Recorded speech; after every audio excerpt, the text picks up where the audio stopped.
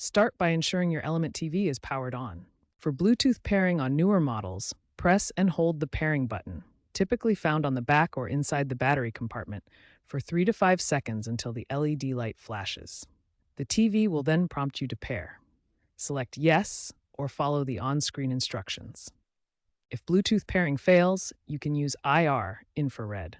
Point the remote directly at the TV's IR receiver, usually on the lower bezel, and enter the TV's code.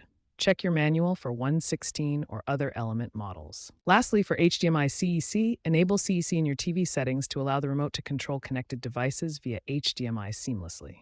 If you encounter connectivity issues, start with a soft reset. Remove the batteries from the remote for 30 seconds, then reinsert them and try pairing again. For a hard reset, navigate to Settings on your TV, then System, Reset Options, and select Factory Reset. Note that this will erase your data, so back up first. Alternatively, try power cycling.